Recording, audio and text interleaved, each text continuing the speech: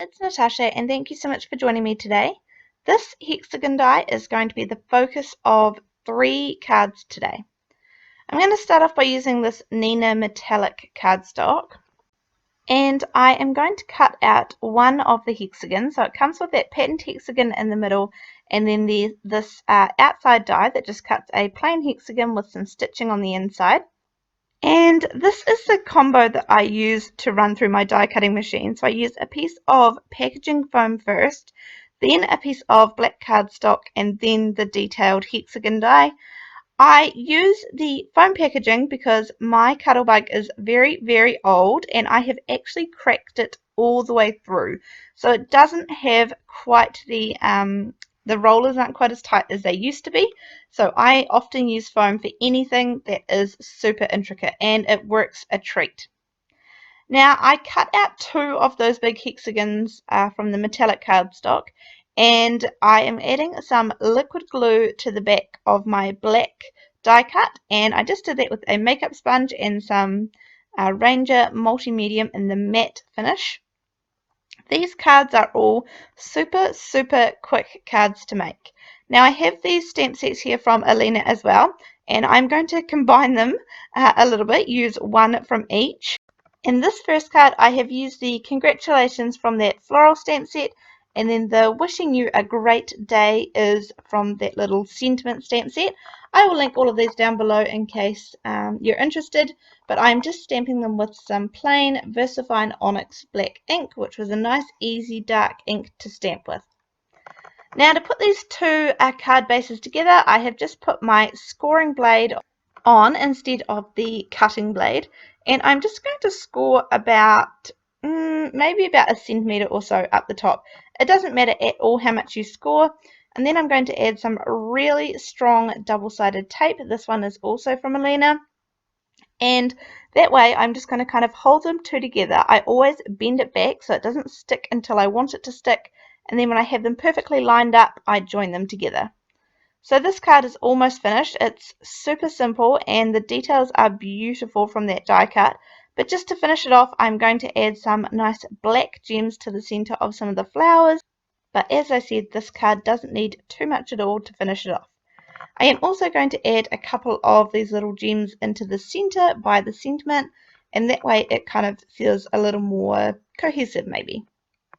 But I just wanted, this die is seriously so beautiful, and this is the reason I'm doing this video with 3 different cards, is that it's so versatile and it's just one that you can basically make any kind of card really quickly and it still looks gorgeous. So that's card number 1 finished. It's kind of hard to see the metallic-y shine on the paper here, but it does have a really nice kind of pearlescent finish. Anyway, that is card number 1 done and dusted, and I'm going to move on to card number 2 now. This is a 110-pound Nina Solar White piece of cardstock that I had. I have folded it in half and it just fits the outside hexagon die. Now the important part here is on the fold, I have let the die go just over the edge, so it is not going to cut that side of the hexagon. And the reason I'm doing that is so that I can create a card base.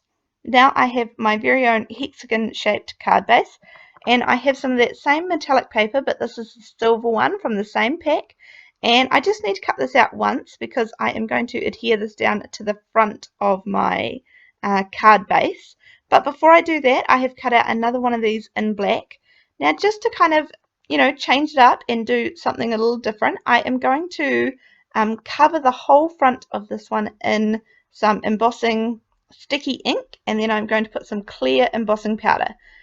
This just adds a really beautiful shine to the die cut, and it is super simple to do because all you need to do is mush the pad into the sticky ink and then cover the whole thing. It's not hard and it's really fast and it melts really well. This is sped up. I think this is sped up 2 times, but it does melt really fast, and because of that I actually really liked the shine and decided that I would do it again as well, just to give an extra thick layer of that kind of glossy black.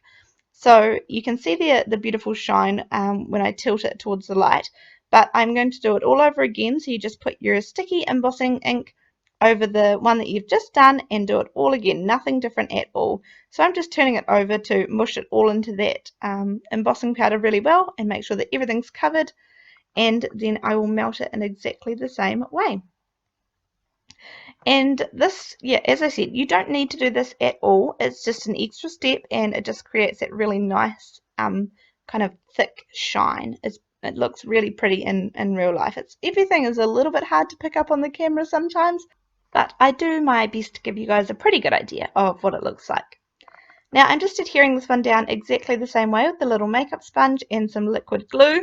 In the next one I will show you another way to go about how you could adhere this down. But again, I've just gone 2 little quick sentiments for this one, and I'm just going to stamp them using an acrylic block actually, and it says, just wanted to say happy birthday.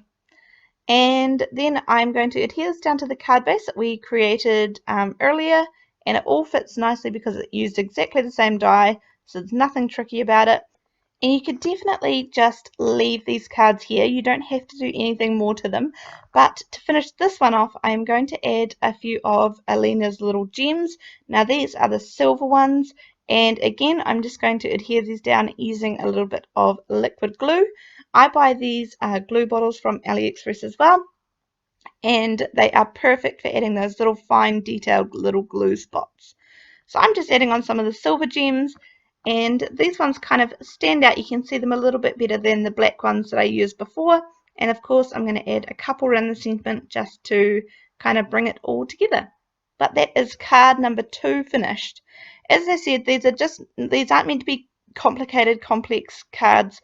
These are just quick, simple cards that you can kind of whip together, and they look beautiful. This die cut does all the work for you. So I'm going to move on to card number 3, and this one is going to be a little bit different. I'm actually going to start off by using some Stick It paper. Now this is like a really thin adhesive that you add to the back of things to make them sticky, kind of like turn them into a sticker, I guess. And I'm just putting some on the back of this Nina Solar White cardstock, and I'm going to run through my hexagon. Now you don't necessarily need to do that step first, but I just kind of wanted to do it so I had an idea of where my colours would be. I have picked 3 distress oxides. I think I picked Shaded Lilac, Blueprint Sketch, and some Wilted Violet. Now you can see that the Shaded Lilac is kind of going to get a little covered up by the darker colours that I chose, but I will go back and forth, and kind of blend them together a little bit. But the best thing about this combo is that you don't have to make sure that they're blended perfectly, because we are going to be die cutting it out, and that will cover over all of the finer details of our ink blending. I am going to dry this because it's not really great to die cut when the ink is wet. It never really works out very well. So I have dried it with my heat tool, and now I'm going to run this through with the detailed die. And I have created another card base just by cutting out 2 110-pound Nina Solar White card bases, just like I did in the very first card here. So I have adhered them with the double-sided tape at the top. And this is the part where you can gently pull off the sticky from the back of the die that we ran through. Now you do have to be gentle because it is pretty intricate, but it does make it super simple because all you have to do is stick it down, and this stuff it stays almost repositionable for a little minute, but as soon as you push it down hard, it is stuck there. So you can't shift it once you've really applied pressure to it. So you can definitely see that the blending, it's all kind of mixed in, and you can't see any harsh lines. I'm using some VersaFine Imperial Purple, and I'm going to stamp the sentiment that says, just wanted to say happy birthday again. And here I've picked a couple of different coloured gems from Alina's stash. This is a silver and kind of a purpley one. And I'm going to do exactly the same thing and add it to the centre of some of the flowers or some of the little dots all around this card. I hope you enjoyed these 3 cards. As I said, they're all very similar and super simple, something that you can whip together with not too much time, but they look absolutely beautiful. Thank you so much for joining me today. Give me a big thumbs up if you enjoy this kind of video, and let me know what kind of videos you'd like to see in the future. Thank you, and I'll see you on the next video. Thanks, bye.